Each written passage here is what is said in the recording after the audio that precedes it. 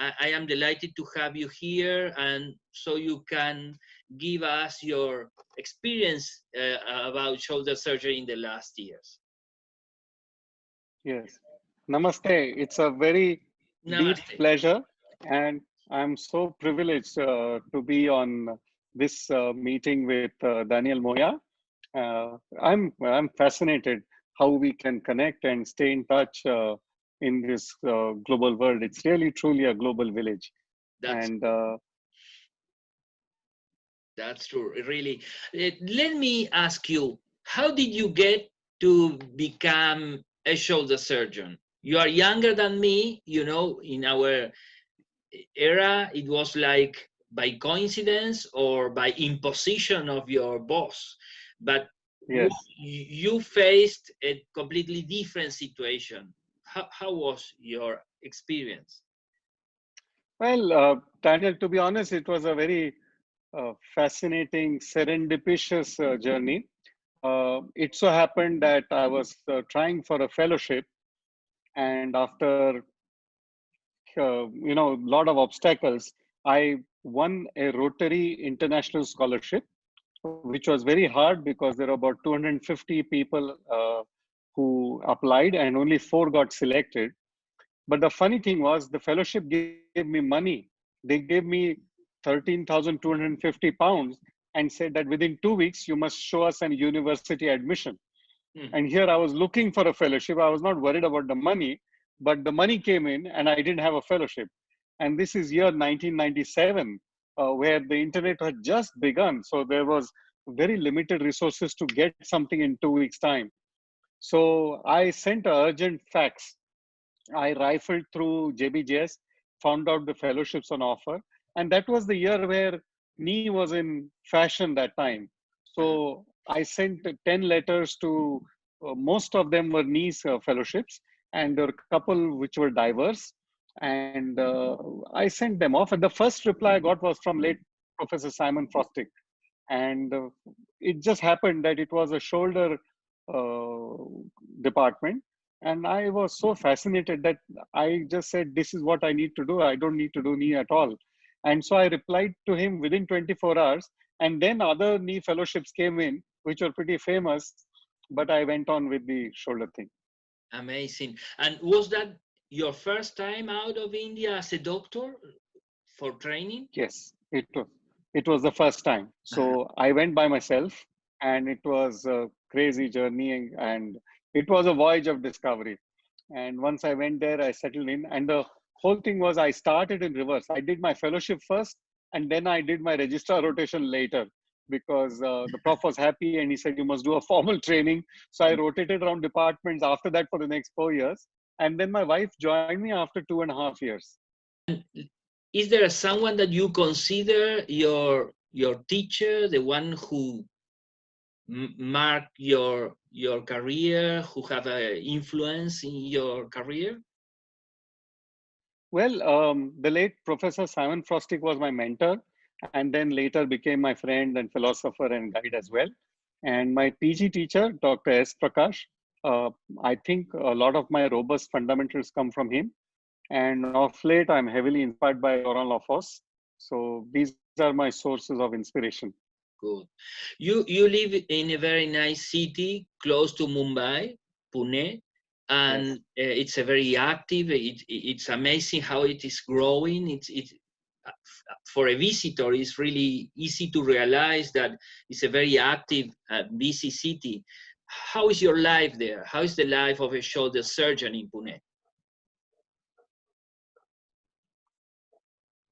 It's pretty hectic. As you know, here the practice is a little different from the West, where we are in the hospital in the morning, say from 8 o'clock to say 4 o'clock. And the commute is not too bad, although it's a big city and it's a very busy, traffic laden city. But for me, it's a 10-minute commute to the hospital. But after the hospital in India, we all go to our private clinics. And so 4 p.m. I start my private clinics, and that goes on till 8, half past 8. And I'm one of those who follows a very strict by appointment schedule. My colleagues work till late in the night. I switch off at 8 p.m. because everything is by appointment. But I have compartmentalized my life over the last 6, 7 years where I operate on Tuesdays, Thursdays, and Saturdays. So I'm home at around 5, 6 as the surgeries are over. I don't go to the clinic. And my consultations are Monday, Wednesday, and Fridays. So those days I finish pretty late. So late in the sense 8, 8:30, which is not too late on this side of the world. Good.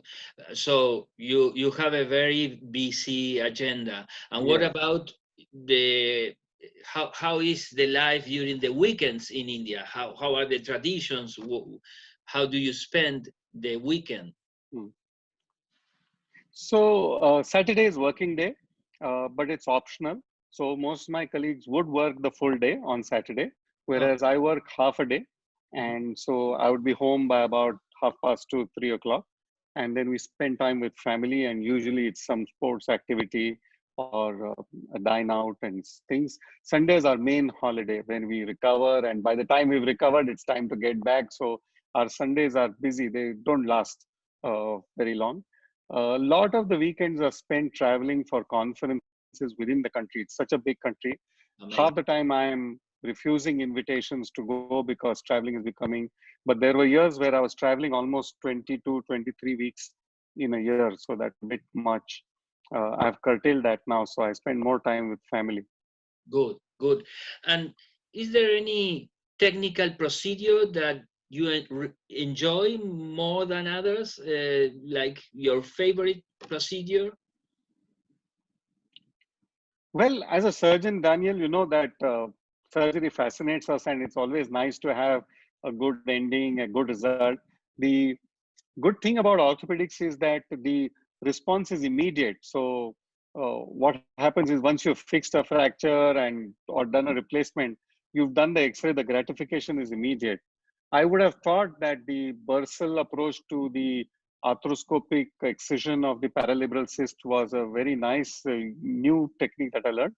But I'm very fascinated by the arthroscopic Latarjet, and that's because I started as a complete skeptic, and I was so much against the procedure because I'd seen, heard, and I've been across the world to so many friends, colleagues, seniors, and each of them was like, I would never do this procedure. So I started on a negative, but slowly I picked it up. And when I saw Laurent Lafosse himself perform, he did about 5 in a day for us when we visited him. I realized that this is the future. And of course, it requires relentless tenacity. And it took a long time for me to master the procedure. And the first few procedures were like 3 hours, 4 hours. And there's a lot of patience required by the entire team because they were all subjected to the same agony. Yes, I just Yeah, yeah, like to ask you, you came to our international meeting in Buenos Aires yes, almost more than 6 months ago. yes, And yes. how was your experience? How was your first time in Argentina? Was your first time in South America? Well, second time in South America. I had a taste of South America a couple of years back when I was in Sao Paulo with our friends there. Yeah. And so it's a completely different culture, but it was a perfect alchemy of the ICSC meeting all our top friends who come at the same time. What are the chances you meet all the bigwigs in shoulder once in 3 years at the same place?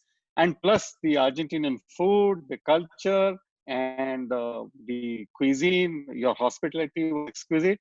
But to cap it all, we had the biggest presence of Indians at ICSC ever.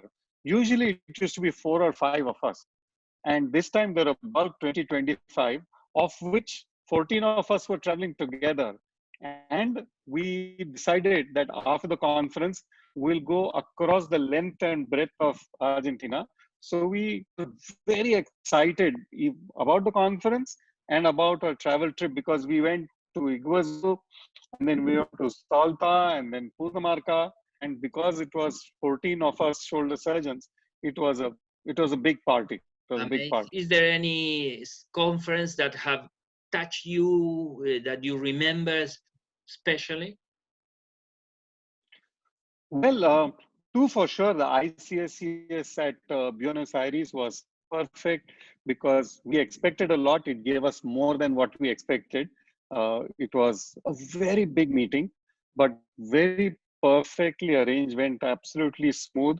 The content was incredible because I come back with a lot more richer experience. And even after such an experience as a shoulder surgeon, I end up learning a lot more. So I was sincerely attending a lot of the lectures there, and the culture was amazing. The evenings dining outs were amazing.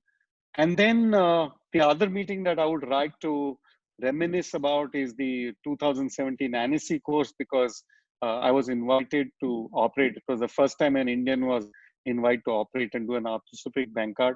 Mhm. After all that experience, I still had butterflies. And so it remains as a notable milestone in my life. It will continue to be. And what about your practice? Do you have any story that you remember, something different, something that happened to you related to shoulder surgery? Well, there are a lot of anecdotes, Mhm. and there are patients who are fascinated with us, and there are some who are not happy. But this is the mango season in India, so some of our favorite patients send boxes of mangoes, and you may not notice it sitting from there, but we are putting on weight in this month because we eat a lot of mangoes now. But I think the one anecdote I would like to share was about a Tanzanian lady. They communicate on email, and you have no idea what the reality is because communicating on email and actually seeing the patient is completely different. But she was a middle-aged lady who had a glenoid bone loss, and we planned for a Latarjet. After the surgery was over, she told me later on that somebody recommended her to come to Pune for her Latarjet.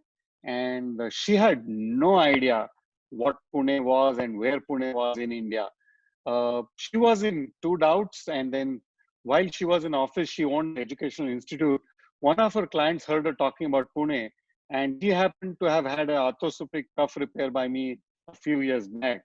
So he endorsed it. Moment he endorsed it, she decided she'll pack her bags. And they're very impulsive patients, the Africans. When she turned up, she was like BMI of 30, huge, 150, 160 kg lady, and she needed an arthrolataje. And when you promise somebody an arthrolataje and all that, and you look at this patient and you're like, oh my God.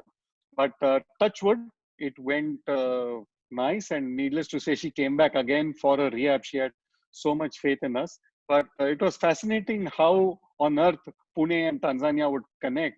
But that's strange. It's very strange. I can't explain it. Good. Well, as you said, it's an international village, and now we are all connected. All those barriers and borders have disappeared. To finish, Ashish, I don't want to take much of your time. We could speak for hours, I know. but Yeah. how do you see the future of India related to the shoulder surgery, to shoulder and elbow surgery? Yeah. I think that's very interesting because India and Pune in particular is growing rapidly. I'm told the growth rate in shoulder surgery is almost 30 and 40% unprecedented. Because it's such a wide, diverse country, I think over the next 10 years, we will continue to grow relentlessly at the same pace. The younger generation has a lot of potential. They are very focused. They are far better than what we were when we were young. So I'm very sanguine and hopeful about the future here. And surgical skills and their access to newer techniques has become very easy with the onset of internet and everything. I think the emphasis has to be data collection and research is where we are lacking, but we are recovering a lot of that area very quickly because if we don't have data, then we don't have knowledge. That's important. Mhm. And it is us seniors who need to inspire the generation. We need to intuit them. And there are only few sources of inspiration amongst the seniors. And we need to expand that because we will cast a lot of inspiration on them and motivate them. So if we can cover that area up, India is up for a real big innings for sure. but research is the future. That's true. Yes.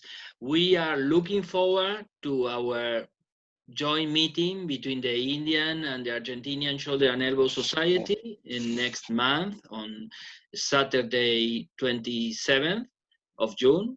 That's right. And That's right.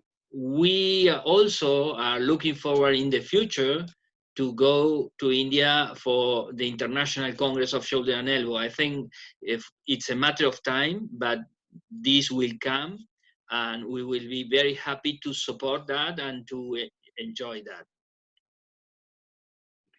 Thank you, Daniel. I think you spoke my mind, and this is something very, very close to our hearts. So, with your blessings and your support, I think it will happen for sure.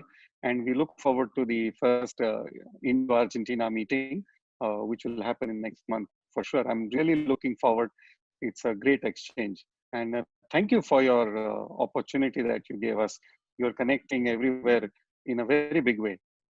Thank you, Ashish. It was a pleasure. We will keep in touch. Say hi to your family that I have the nice experience to meet, and we will keep in touch. Yes. Thank you very much, Daniel. Give our love to MLC. Namaste. Namaste. Stay safe. Take care. Bye bye. Bye. Good night. Good night.